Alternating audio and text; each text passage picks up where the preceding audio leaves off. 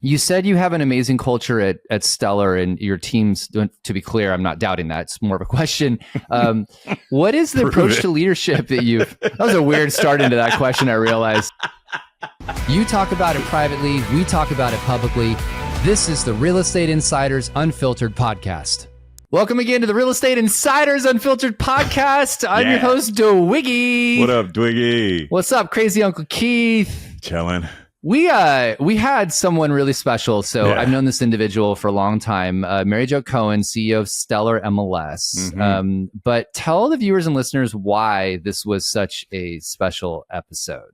Yeah, I love it when we get people with 20, 30, 40 years of residential real estate experience, because they sort of remind you, I don't know, like, when your favorite aunt or uncle comes to town and is sort of like, calm down, kid, it's going to be okay. Yeah. That's how I felt after talking to Merri Jo Cowen.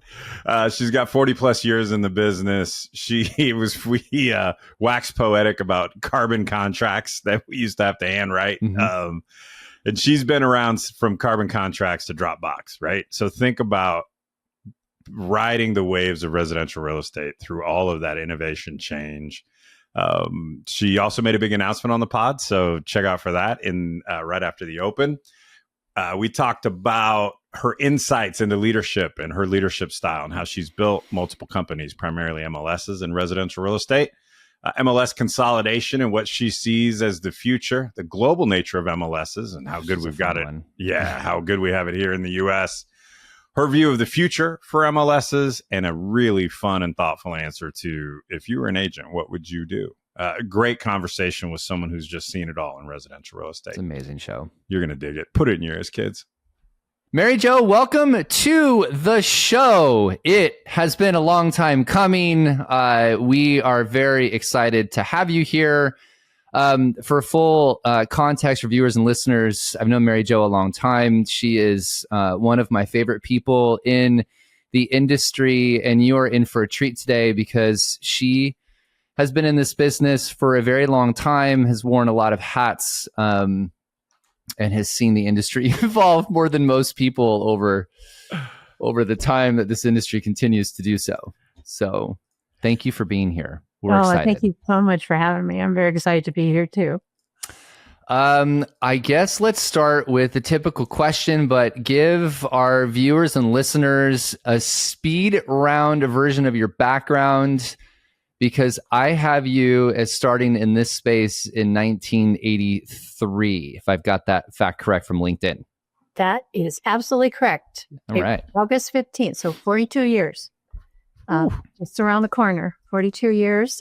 Started with the Reno Board of Realtors at the time, and I was the MLS person. We actually had to input listings for the agents. There was no agent, no edit, no nothing. And so I was also not a very good typist. So, and this was it was MLS. Oh, so you're the reason all the data was inaccurate at the time.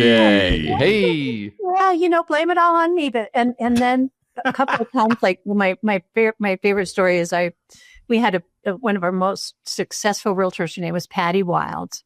She was a huge top producer, but a beautiful, beautiful person, tiny little petite gal. And we actually had to manually type the agents' names into the listing as well.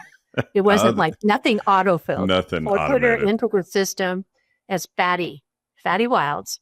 Oh my God. I know. What can I say? Did you send text by carrier pigeon, or like how did all that work?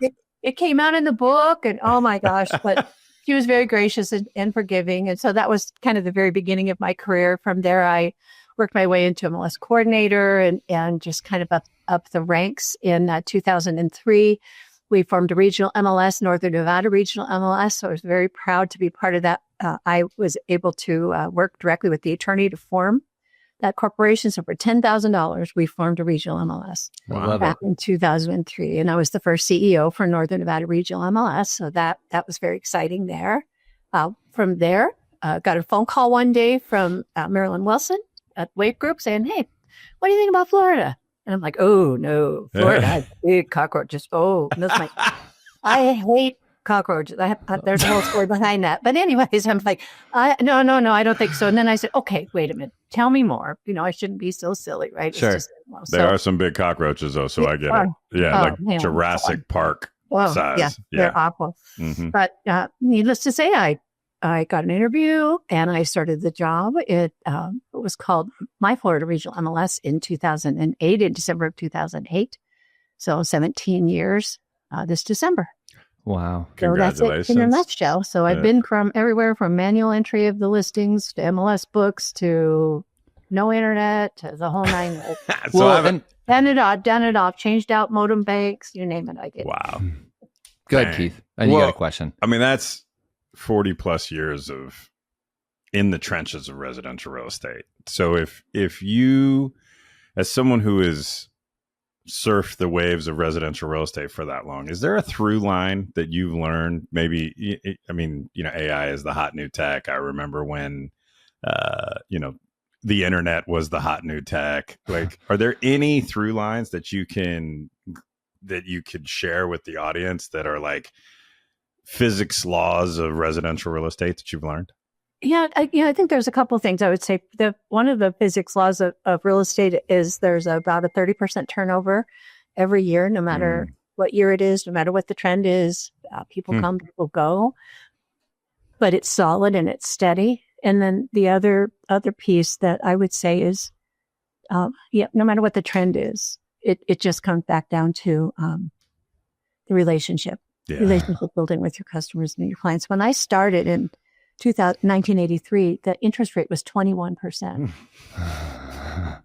So and then we've gone down to don't date that rate, and you just kind of sit back. So you just don't know what's going to be like. But there is that continuity, that piece of the relationship. People that really want to work with their sellers. Well, I'm interested in this conversation a lot because you literally went from a book and typing into forms, basically. There was no MLS to creating an MLS. So you have such a perspective, which we're going to get into quite a bit towards the later part of the show, on just how good we have it. And then because to your point, 30% cycle over. So I bet you, probably less than 5% of the people today actually have experienced any of that historical perspective of the industry. Maybe less than 5. Yeah, probably so. Probably, right? So you mean doing listing agreements on a typewriter, right? But I mean, but NCR 3 and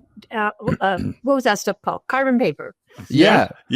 Right. But I mean, I know it sounds like it wasn't that long ago. Is the point? Like we'll dive into that and go through some of the specifics. But I really want to emphasize for 95% of the people out there do not know how different things were and sort of how good we have it, even with its flaws and imperfections that we'll go through. But all right, let's get the rapid fires out of the way, because I'm curious to hear your take. I'll go first. Yep. I'll go first. This one is for me. So favorite book or a book you reread or gift often or podcast, what are your go-to learning sources to continue to grow? So my favorite book, I haven't read it recently, but was Good to Great. Great book. Just as a matter of fact, I don't know how long it's been since you read it, but there's the hedgehog and the fox and the hedgehog. That just has stuck with me forever. But it's funny. I love hedgehogs too. So what can I say? Everything in that book, that sort of parable or life lesson, has stuck with me. Just for the audience real quick, basically the fox looks at the world in all of the hedgehog looks at the world in all of its simplicity. So the fox has to look at it in all of its complexity. That's why the hedgehog usually beats the fox. So that's the Cliff Notes, but great book. Peel back the layers and get down to it. Just go. And I just have to say my favorite podcast, of course, is yours. So. Oh man, I was wondering when you were going to get to that part. I will. You'll have to give me a minute. I'll get there. Okay. I'm just kidding. Amazon gift card is in the mail. En route. Our biggest fans usually get a tattoo, so prove it. I'm just kidding. All right, James, save me. Ask the second question. She's like, it's awkward. Keith has officially made it awkward at 10 minutes in. Yeah, cheers. So All right. So, Merri Jo, if you could have lunch with one person, current or historical, who would it be? I've thought about this for forever. I think just this morning it popped into my head. It would be Mary Kay Ash. And I don't know if you know who she is or was, but she was the founder of Mary Kay Cosmetics. Oh, yeah. And years ago, I was maybe a single mom more in my life than I was married. And so I had to go out and find a way to make some extra money. And I was a Mary Kay beauty consultant. But I remember seeing her on stage and I was just so in awe of her because she was just so kind and caring. But her motto, the motto that she said on stage, I got to see her once, was no matter what in your life, always remember that God is first, family is second, and career is third. And interesting. I have lived by that forever, but I would just absolutely love to have a chance to sit down and just talk to her about, being a woman and building a business and the kind of leadership it took. So you will never, at least for me, I always will remind me of pink Cadillacs. Yeah. Yes. Pink Cadillacs. I still have them. I know. And whenever I see one, I'm like, Mary Kay. So, yeah. And that's one very successful businesswoman. For sure. It's pretty amazing that when you can actually define a color, not to get really deep here, but from a branding perspective, when you see a pink Cadillac, you think Mary Kay. Yeah, so, little blue box is Tiffany, and a pink Cadillac is Mary Kay. Pink Cadillac. Yeah. Mm-hmm. All right. We got a lot to dive through today. So let's start with this. I know that you have a big announcement to make, and we're going to talk a lot about leadership in this as well, which is something near and dear to Keith and my heart. We love having this discussion because we feel there's a lot of it lacking in our industry. So I'll turn the floor over to you. So what's going on? Tell us what's happening. Wow. Well, I'm going to share this and try not to get all teary because, I've 42 years in the industry, and by June of next year, I will be retired. Wow. So we are announcing that Shane Fairley, who's our Chief Operations Officer, will succeed me as the COO. So I'm very, very excited about that. We're going to do a gradual transition. So by maybe next spring or so, Shane will be fully in the driver's seat, and I'll be kind of in the background, helping wherever I can and sticking around for a little bit of time because this industry is in my blood, and I'm just so excited to be able to have someone with Shane, someone like Shane to step into not into my shoes, because we can't fill each other's shoes, right? But to do that next chapter for Stellar or Stellar MLS, and to bring another really great leader forward. So I'm very, very excited about that. Well, first of all, thank you for all of your leadership and time and energy and kind of jokingly, but seriously, staying in. After 42 years, I mean, it's you and I both know that there's moments where we're just like, what am I doing here? And the industry needs good people. It needs good people to help lead it. Yeah, absolutely. I think 40 some years is a long, to go from carbon copy contracts to, to Dropbox.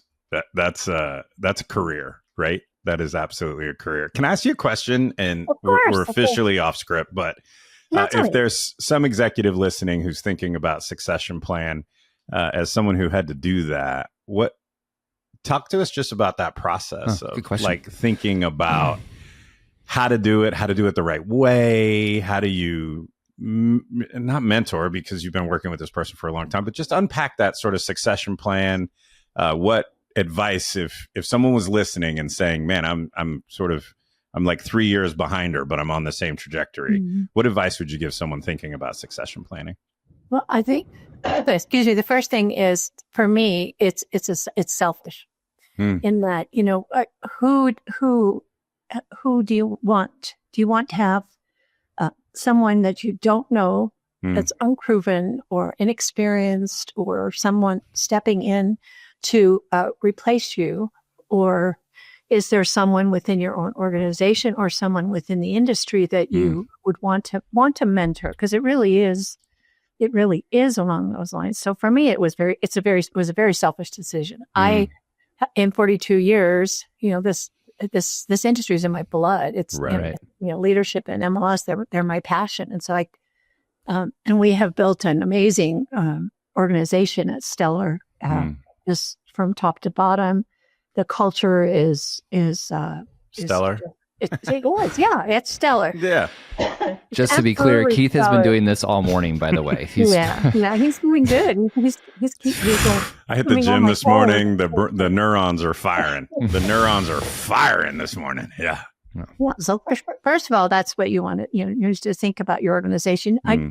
Shane is certainly not a carbon copy of me, but I know him well enough. I know I know his heart. I know his drive. I know his passion.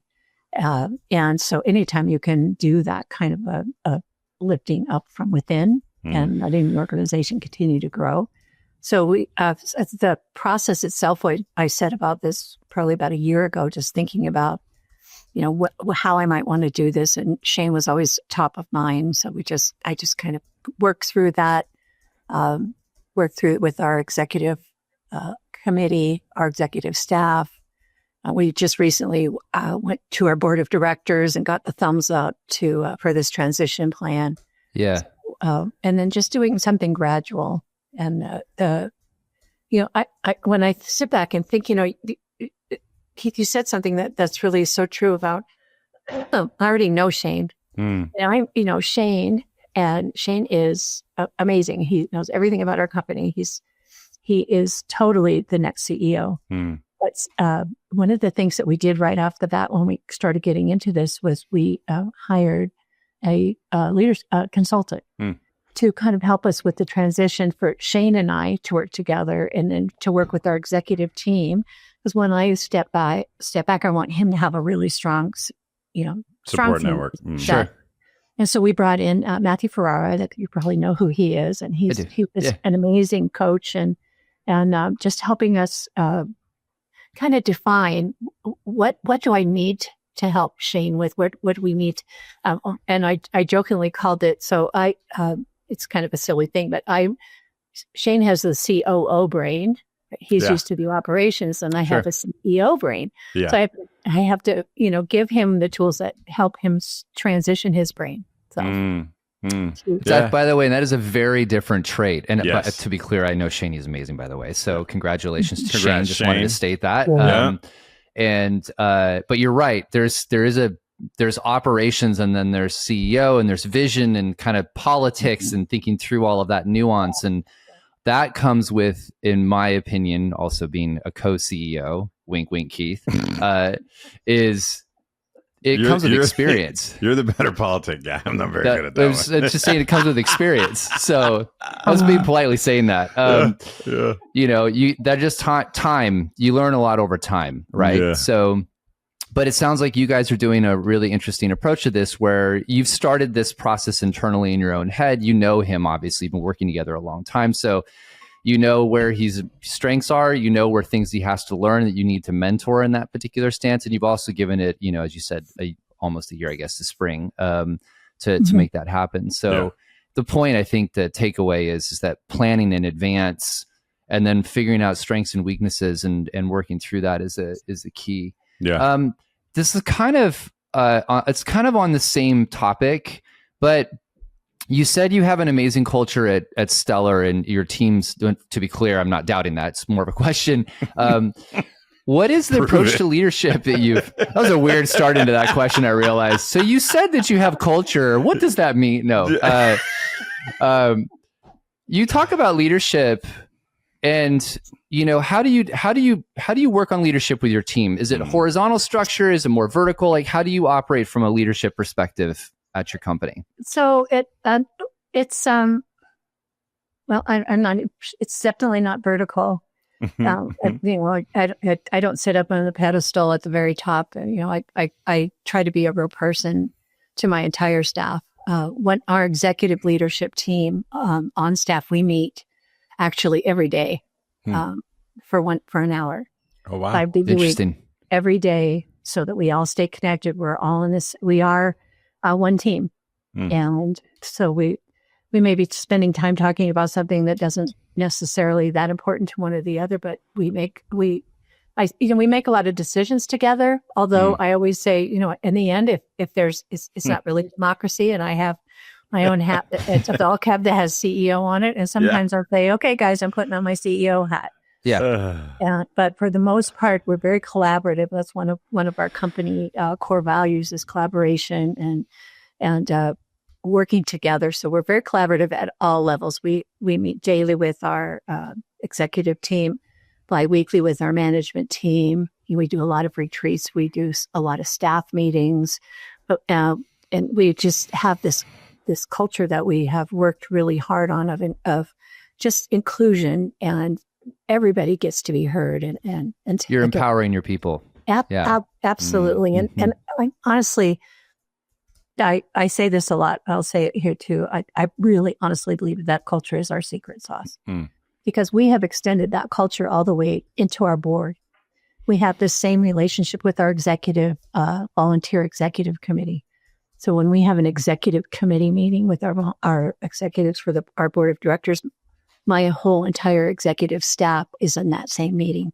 So again, we've extended that whole one team, and they all come to the board meetings, and everyone is, just developed into that level of collaboration. So, I've had, Merri Jo knows this, I've had a chance to meet with a lot of MLS leadership and executive committees and, all of the above. I will genuinely say it was when I was at your last meeting doing some speaking and showing some stuff on the industry. It was very interesting to me to see the collaboration, and there was a thread through management and volunteer leadership. And candidly, for the industry not to know this, sometimes those can be very confrontational.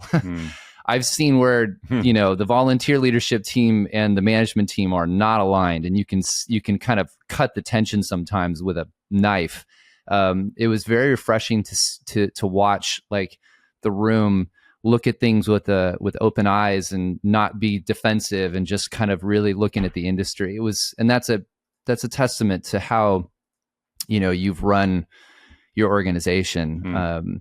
That leads me into a question, because this is a big one. And one of the reasons why I wanted to get you on the pod. Well, look, so it is a well-known problem that, at least from my perspective, I'm putting my hat on here. There is, in the MLS world and association world, everyone is scared of consolidation. Everyone's got, it's more of a scarcity mindset than abundancy mindset. I'm generalizing, but that tends to be a fairly accurate theme. So you guys recently partnered with CRMLS and BrightMLS. So now the three largest multiple listing services in the United States have partnered to do a data share.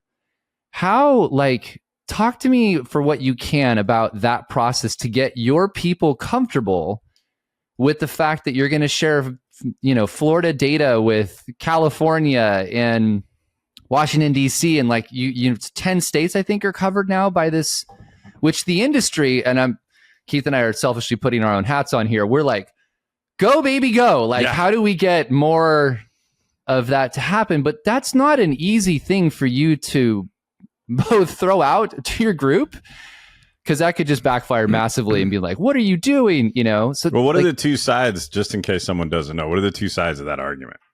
What's wrong with it? Why not keep consolidating? And if the human beings who buy and sell houses and the human beings who help them buy and sell houses kind of all want one thing, but I'm sure there are pros and cons to each side. What are they? I honestly, I can't think of any cons. Yeah. Truly.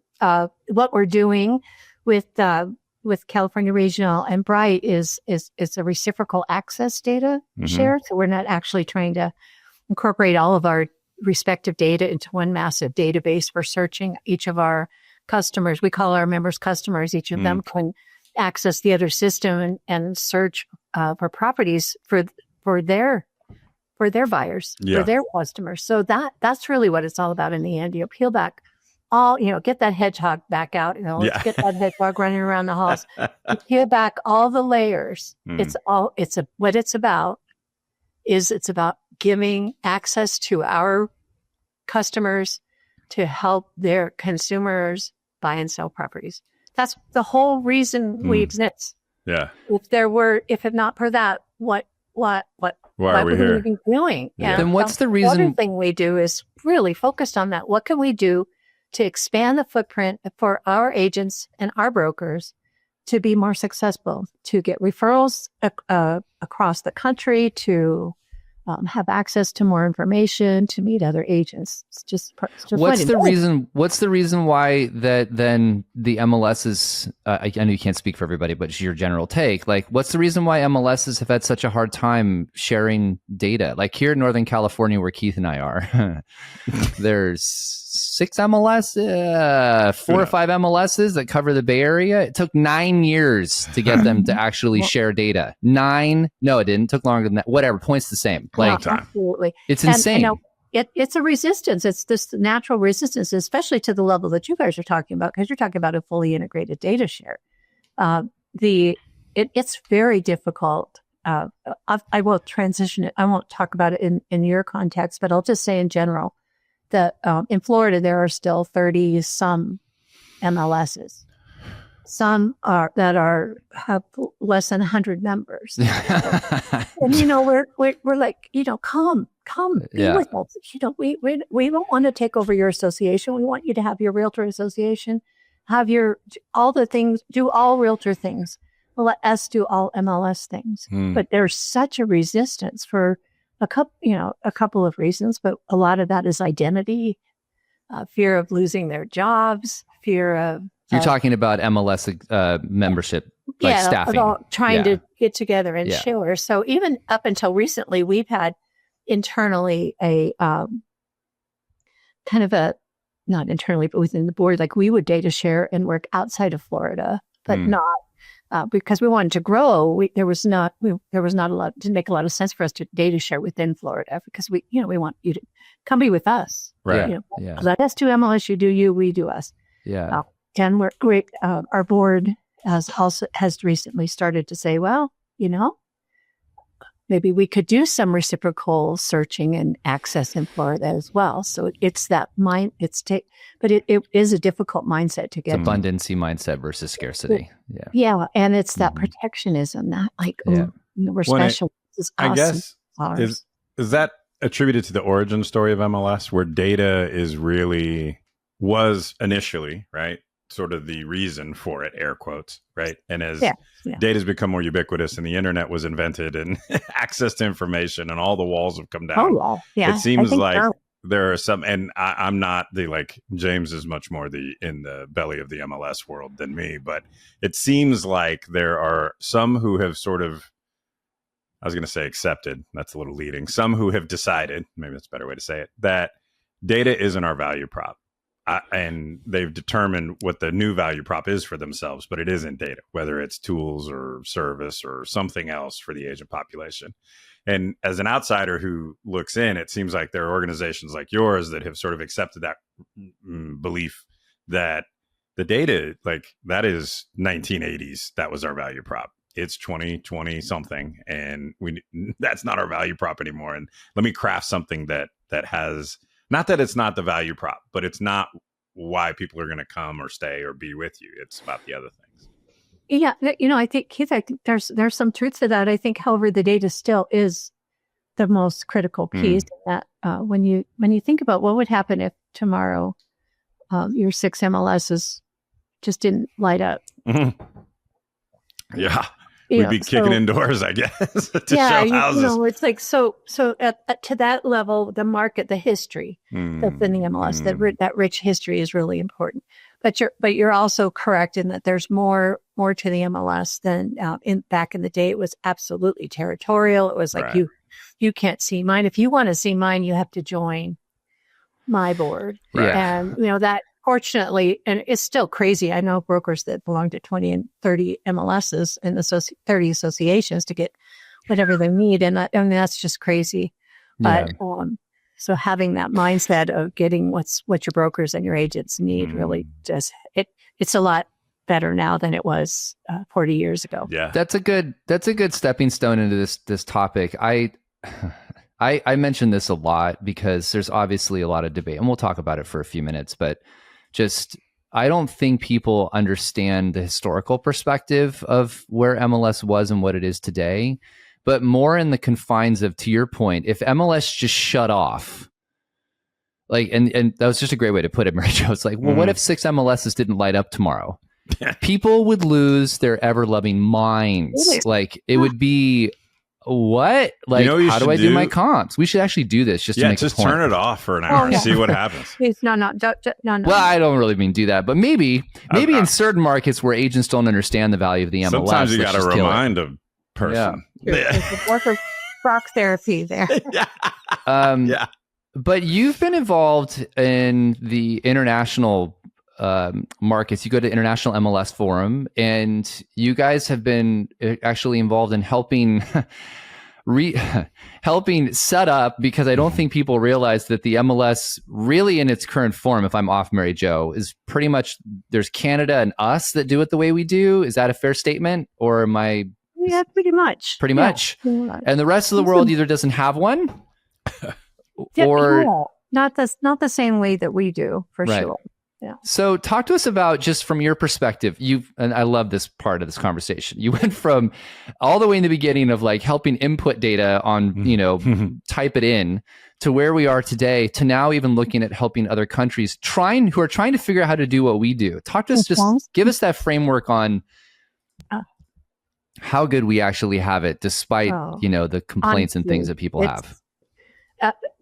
We started a subsidiary a couple of years ago called Universal Consulting Opportunities, UCO, and started to not only for domestic expansion, but perhaps global expansion, and looking again to the future. Where are things heading? Where can we find some benefit for our customers? Maybe we can open up some international markets, all of those things. So we went to the first International MLS Forum in Paris in December, it'll be 3 years ago, this December. And just kind of curious to see, what's out there, what's emerging, what's happening, and thinking that, I say this with a lot of confidence, and I don't mean to sound braggy, but I think brag. Go ahead. It's not in my nature, Keith. I just want to hold up, but I'm going to say that you got this. One of the things that we feel really strongly about is we have at Stellar, we have a history to share. We have expertise. We have people that can help bring anything to market anywhere because of that level. We have over 150 years of experience, right, on our executive team alone. And multiple languages spoken by 2 of our team members, and Marion is from Germany, and Matthew, from India and Austria. So they have that business sense. So we went to this forum, kind of thinking like, let's go check it out. So we sponsored. We went. We spoke on stage. We had some time there, and what we realized was there's this complete misunderstanding of what an MLS is. It absolutely, in other countries. In other countries globally. What do they think it is? A lot of times they think it's the portals that are operating in their in their markets. Interesting. Even the portals are different there than they are here. Here, collaboratively, like, for example, Realtor.com, the MLS provides the listings. We provide the listings to the portals. In the other side, in the global world, the portals are controlling the market. Agents are paying to put huge money. Yeah. And there's no rules. Mm-hmm. There's no foundation. The same listing can be on the same portal for 10 different agents, 10 different prices. It's chaos. It's chaos, but that's what they know. But it's also because we're the only country that does exclusive listing agreements, and over there it's open listing agreements. Not only is it open listing, but there's certainly no buyer representation. There's There's nothing there. But and I say this though, that's how they're used to doing their market. And one of the lessons that we've learned in the last couple of years is we cannot pick up the North American model and just plop it down. Mm-hmm. There's so many differences, but the key part of an MLS, that cooperation, getting the data in there, building a database, building comps, getting accurate data, all of those things are just new concepts because they're not used to sharing. Yeah. They don't cooperate. They don't trust each other. In some cases, now there are some MLSs, they're already up in place. There's one in Romania that's been there for 10 or 12 years that operates like a North American MLS. And, but it's really hard to get the agents to. Agents don't want to use it. So they use it. But I mean, the guy who founded the MLS there, he still does this, I believe, but he went out and started reaching out to the people who just bought properties and got the data from that and built his own database. Dang.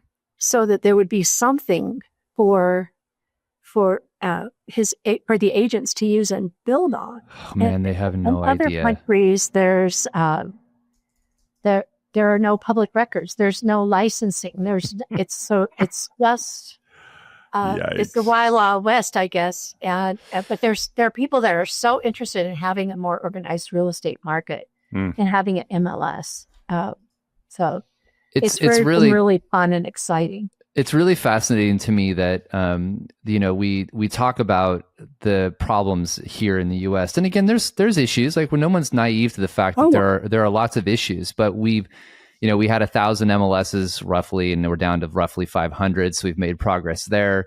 But when you think about, I was having this conversation with, ironically, Ed Zorn on a podcast recently, and everyone here is like, the exclusive listing agreements don't really exist anywhere else in the world. Like, agents are like, oh, it's just a normal thing here. It's like, you go anywhere else, it's an open listing agreement. For those of you who don't know what that means, is you do not have the exclusive right to sell that property. There could be 4 yard signs in the ground with 4 different companies. That's why there's 10 versions of the listing on a website with 10 different price points, because the agent doesn't have an exclusive contract. They're trying to procure the buyer.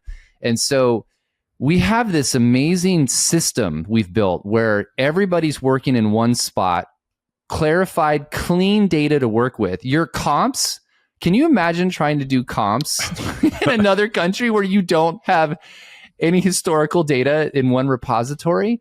And so this leads me to this question, because I get very, very frustrated, like red in the face frustrated, when there are naive individuals who are talking about, days on market and MLS fines and how the MLS makes money off of fining people. And, this idea that, price changes shouldn't be there, and private listings aren't bad, yet 6% of them are not being put in the MLS. And I'm going, we are literally talking about taking the system back to the world, by the way, that you happen to know.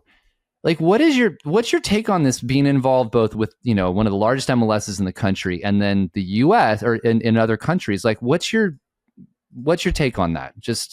Well, I think it's kind of a Dr. Jekyll, Mr. Hyde kind of thing, especially when you have that exposure to what's happening internationally and how they crave even a portion of what we have here. I think that I'm trying to phrase my words here. The chaos that they have is different than the chaos that we're experiencing right now. Yeah. And to me, it does feel like trying to take everything and go back in time to where you had to drive around and pick up keys to share a property and call every brokerage to see what was for sale. Drive by the office and see what's in or have a book that's a month old by the time you get updated data. Yeah. I think that the success of what we have here is cooperation. Yeah, that is the piece. I think it's as crazy as people are about no compensation in the MLS. the MLS still exists. The MLS still has a lot to offer. Compensation doesn't have to be part of the MLS, but cooperation does. Cooperation amongst the brokers has to be there. Everybody has to play by the same rules, and that's what makes the marketplace. Yeah. And so we respect, of course, all different business models.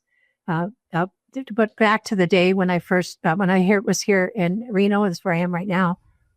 That's where buyer agency was kind of born here, as well as with account brokerages. Assist to sell, help you sell. We're born in Reno, Nevada. Interesting. So, I didn't know that. You just learn over time. You just embrace. Okay, this is a new way of thinking. Right. This is a new way of doing business, whether it's full service or this service, or whether it's virtual offices or bricks and mortar offices or hybrid or whatever. It all comes back down to cooperation. Yeah. And everybody has to play fair and play evenly. So I struggle. If you want to be part of the MLS. Yeah, absolutely. Yeah, right. And play by the same rules. And that's okay. Yeah. But also that's the foundation of the MLS is that cooperation. Everybody plays nice in the sandbox. Hey, you guys are all your competitors, so go out and compete. Yeah. But if you're going to be in the MLS and you sign up to be a participant and you agree to follow the rules, just like in Stellar, we probably have 12,000 brokers. They've all signed an agreement that says, I will play by these rules. I will follow your rules. If I mess up, then I know my agent's going to get a fine. All of those things. And if I mess up big time, I could lose my membership. That everybody agrees to that. Right. So, and that's the key piece. That can't not change. Well, the reason why these fines exist is because of people skirting the rules. And then they, and ironically, Ed said this as well on it. He said that I don't know what the number was, something like 90%.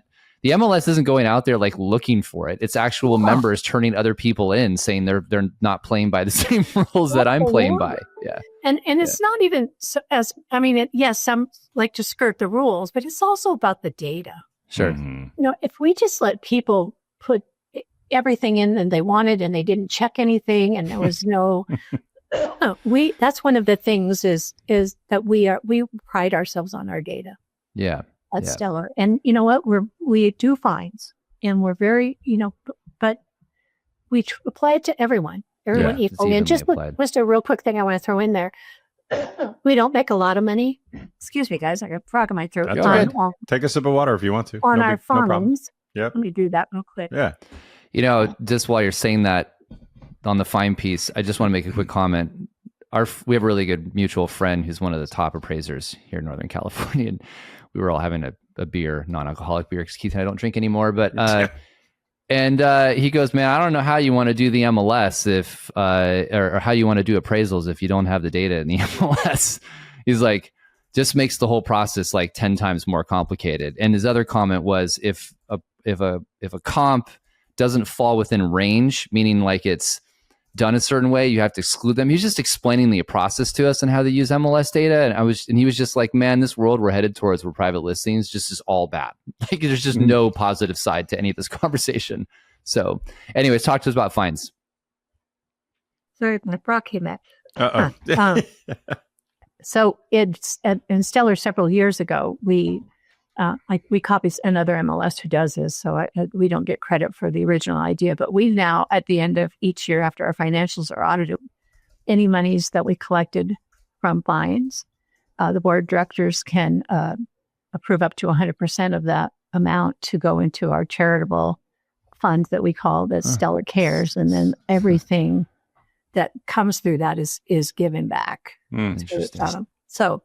Again, it's not, you think about what a large organization we are, we probably have less than $200,000 a year in fines. Yeah. Okay. So and your membership size is, what's the membership 80,000. size? Yeah, okay.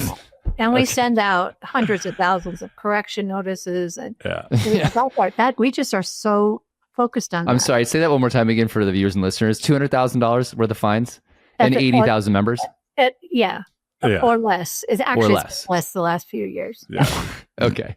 Yeah. So talking point that sounds great. It's not much revenue. We don't do it.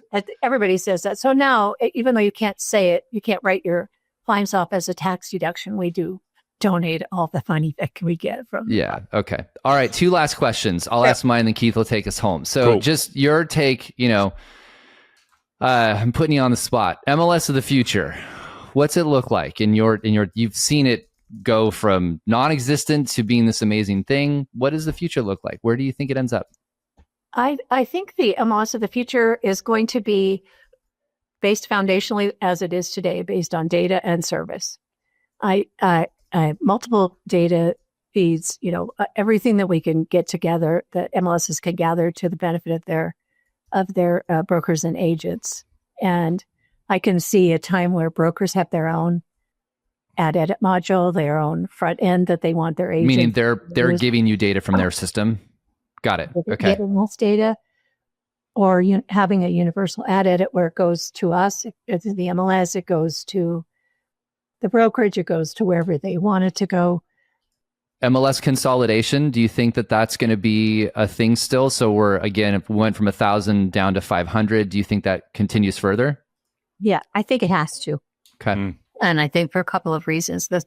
All the litigation that's happening with the mandatory rules and changes and the hoops that we've all had to jump through in the last few years, as speaking as an MLS,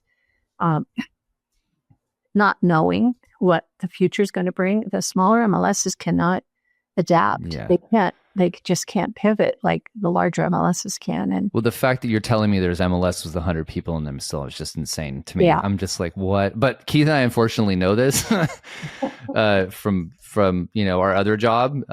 We're integrated with 230 MLSs, and right. It's why Keith's bald and I have gray hair. So there's that. Yeah. All right, Keith, take us home. So last few years have been a tumultuous in residential real estate. We're all waiting for rates to drop, and they seem to be persistently sticky. If you were an agent, let's play dress up for a moment. If you were an agent, what's the one thing you'd implement today to do or help your business for the rest of 2025 and going into 2026? Wow. Implement's a big word. First of all, I think I would say, let me just say, I have so much respect for agents after these 42 years, and brokers as well. Agents, they work so hard. They put their heart and soul into everything that they do. And if I was an agent, especially if I was a new agent, I would say, learn everything you can and then just go do. Be the one that answers the phone. Be the one that answers the text. Be the one that does the open house. Be the one that asks about, hey, how's your family? Be the one that actually cares. Be the one that serves, because that's what it's all about today. We have choices all the time. Being the one, just be the one. Yeah. Just do, right? Yeah, just do it. Yeah. I can't think of a better way to end than to remind folks that, just taking action usually solves a lot of problems. Yeah.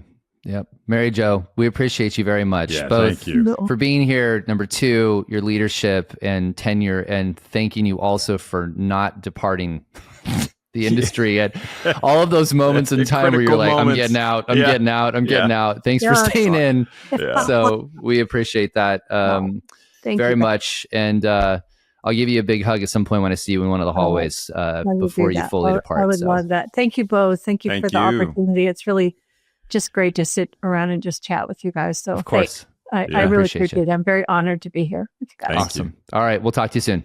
All righty. Sounds good. Bye. They say consistency is key. That's why you need to hit that subscribe button so you never miss an episode each and every week.